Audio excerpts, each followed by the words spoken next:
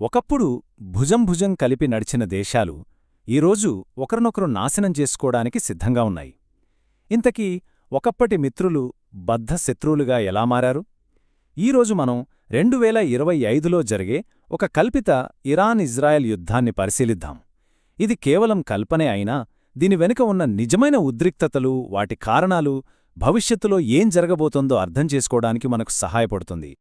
ఆ రోజు June 13, 2025 middle ఈస్ట్లో అంత ప్రశాంతంగా ఉంది. అకస్మాత్తుగా ఒక ఊహించని దాడి ఆ నిశ్శబ్దాన్ని ఛేదించింది. ఆ ఒక్క దాడి మొత్తం ప్రాంతాన్నే అల్లకల్లోలం చేసేసింది. రాబోయే 12 రోజుల భయంకరమైన యుద్ధానికి అదే నాంది పలికింది. వెంటనే ఇజ్రాయెల్ ప్రధానమంత్రి బెంజమిన్ నెతన్యాహు నుంచి ఒక ప్రకటన వచ్చింది. Operation rising lion. ఇది మామూలు ఆపరేషన్ కాదు, ఇది మా దేశం మనుగడ కోసం చేస్తున్న పోరాటం అని ఆయన తేల్చి చెప్పారు. ఎన్ని రోజులైనా సరే ఈ ఆపరేషన్ ఆగదని కూడా హెచ్చరించారు. ఆ మాటల్లోనే తెలుస్తోంది ఈ ఘర్షణ ఎంత తీవ్రంగా ఉండబోతోందో. సో ఒక యుద్ధం మొదలైపోయింది. కాని అసలు ప్రశ్న ఏంటంటే, ఇన్నాళ్లు తెరవెనుక జరుగుతున్న ఈ నీడ యుద్ధం ఉన్నట్టుండి ఇలా డైరెక్ట్ వార్గా ఎలా మారింది? అసలు ఏం జరిగింది? ఆ వివరాల్లోకి వెళ్దాం. కేవలం 12 రోజులు, కానీ ఆ 12 రోజుల్లోనే ప్రపంచం తలకిందులైంది. మొదట ఇజ్రాయెల్ ఇరాన్ న్యూక్లియర్ ప్రోగ్రాంపై దాడి చేసింది.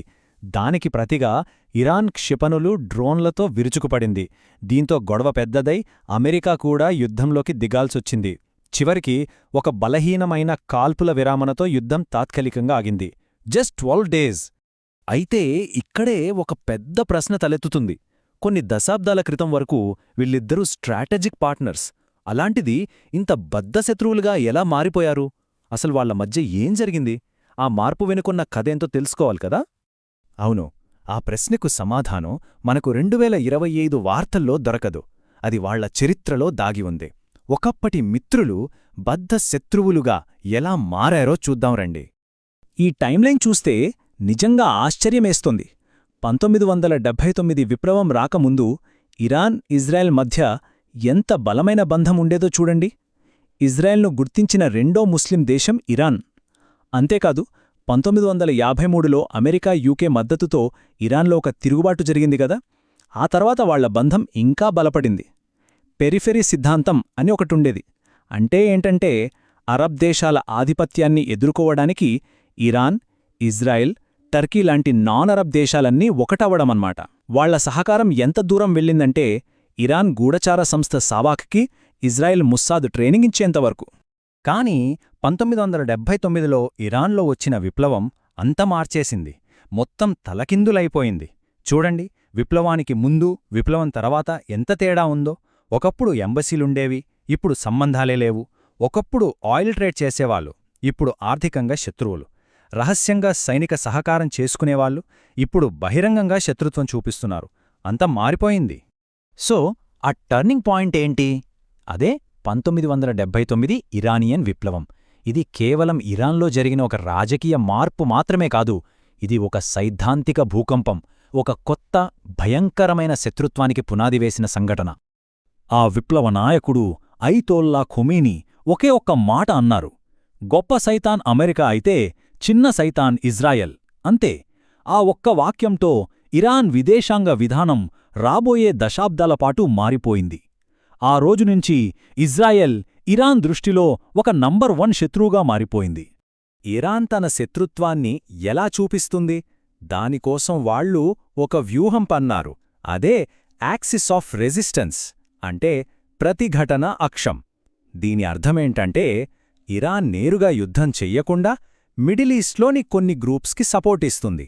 ఉదాహరణకి లెబనాన్లోని హిజ్బుల్లా, పాలస్తీనాలోని హమాస్ లాంటివి. ఈ గ్రూప్స్ ద్వారా ఇజ్రాయెల్ సరిహద్దుల్లోనే ఉంటూ అమెరికాకి, ఇజ్రాయెల్కి నిరంతరం తలనొప్పిగా మారుతుంది. ఇదొక రకమైన ప్రాక్సీవార్ అన్నమాట. 1979 విప్లవం తర్వాత ఇరాన్, ఇజ్రాయెల్ మధ్య డైరెక్ట్గా యుద్ధం జరగలేదు. కానీ అలాగని వాళ్ళు ఊరికే కూర్చోలేదు. తెర వెనుక దశాబ్దాలుగా ఒక ప్రమాదకరమైన ఆట ఆడుతున్నారు. ఒక రహస్య యుద్ధం. అదే షాడో వార్, లేదా నీడ యుద్ధం. ఈ నీడ యుద్ధం ఎలా ఉండేదంటే చాలా రకాలుగా జరిగింది. ఒకవైపు ఇజ్రాయెల్ స్టక్స్నెట్ లాంటి సైబర్ దాడులతో ఇరాన్ న్యూక్లియర్ ప్రోగ్రాంని దెబ్బకొట్టడానికి ప్రయత్నించింది. మరోవైపు ఇరాన్ తన ప్రాక్సీ గ్రూప్స్ ద్వారా సిరియా, లెబనాన్లో ఇజ్రాయెల్ని టార్గెట్ చేసింది. అంతేకాదు, ఇరాన్ అణుశాస్త్రవేత్తల హత్యలు జరిగాయి, సముద్రంలో నౌకలపై డ్రోన్ దాడులు జరిగాయి. ఇలా ఒకదాని తర్వాత ఒకటి ఉద్రిక్తతలు పెరుగుతూనే ఉన్నాయి, ఒక పెద్ద యుద్ధానికి దారితీసేలా. సరే, ఇప్పుడు మళ్ళీ మనం మన కథలోకి, అంటే 2025 జూన్కి వెళ్ళిపోదాం. ఇన్నాళ్లు నీడలా సాగిన ఆ యుద్ధం ఎలా ప్రత్యక్ష అగ్నిలా మారిందో వివరంగా చూద్దాం. ఇజ్రాయెల్ దాడికి ఇరాన్ ప్రతీకారం ఊహలకి అందని విధంగా ఉంది.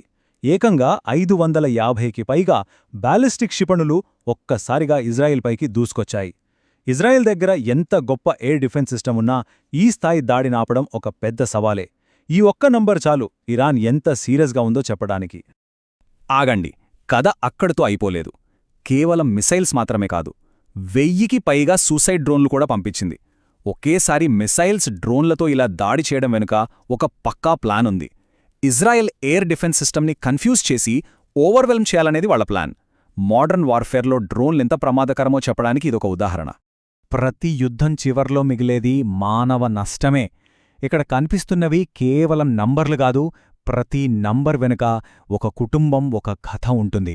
ఇరాన్లో 1000కి పైగా ప్రాణాలు పోయాయి, వేల మంది గాయపడ్డారు.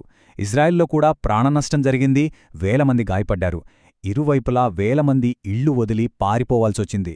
ఈ ఘర్షణ ఎంత విధ్వంసం సృష్టించిందో ఈ అంకెలే చెబుతున్నాయి. 9 రోజుల పాటు ఇది ఇరాన్, ఇజ్రాయెల్ మధ్య యుద్ధంగానే ఉంది. కాని 10వ రోజు అంతా మారిపోయింది. ఈ గొడవలోకి ఒక గ్లోబల్ సూపర్ పవర్ ఎంటర్ అయింది. అవును, యునైటెడ్ స్టేట్స్ రంగంలోకి దిగింది. అమెరికా జోక్యంతో యుద్ధం స్వరూపమే పూర్తిగా మారిపోయింది. అమెరికా ఏమాత్రం ఆలస్యం చేయలేదు. వాళ్ల అత్యాధునిక B-2 స్టీల్త్ బాంబర్లను నేరుగా ఇరాన్కి పంపించింది. వాళ్ల టార్గెట్ ఇరాన్ యొక్క అణు కార్యక్రమం. ఫోర్డో, నతాంజ్ ఇలాంటి అత్యంత రహస్యమైన, సురక్షితమైన న్యూక్లియర్ సెంటర్స్పై దాడులు జరిగాయి.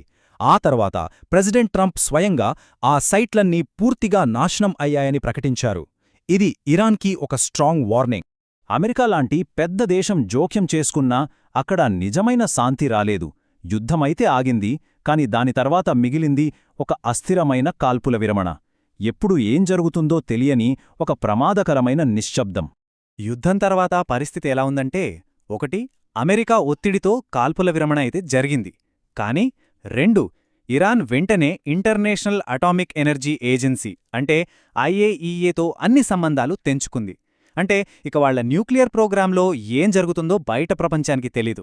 3 వాళ్ల న్యూక్లియర్ ప్రోగ్రాం 1-2 సంవత్సరాలు వెనక్కి వెళ్ళి ఉండొచ్చు, కానీ పూర్తిగా నాశనం కాలేదు. అన్నింటికన్నా ముఖ్యమైన విషయమేంటంటే, వాళ్ల మధ్య ఉన్న అసలు గొడవ, ఆ సైద్ధాంతిక వైరం, అది అలాగే ఉంది, ఏది పరిష్కారం కాలేదు. సో ఇదంతా మనల్ని ఒక పెద్ద ప్రశ్న దగ్గర ఆపుతుంది. ఒకవైపు బలహీనమైన శాంతి, మరోవైపు రహస్యంగా సాగుతున్న అణుకార్యక్రమం, మధ్యలో దశాబ్దాల శత్రుత్వం. ఈ పరిస్థితుల్లో ఇంకో యుద్ధం రాకుండా ఉంటుందా? బహుశా దాన్ని మనం 2026 ఇరాన్ యుద్ధం అని పిలుస్తామేమో. ఇది నిజంగా జరగబోతుందా? ఈ ప్రశ్న మిడిల్ ఈస్ట్ భవిష్యత్తుపై ఒక పెద్ద ప్రశ్నార్థకంగా మిగిలిపోయింది.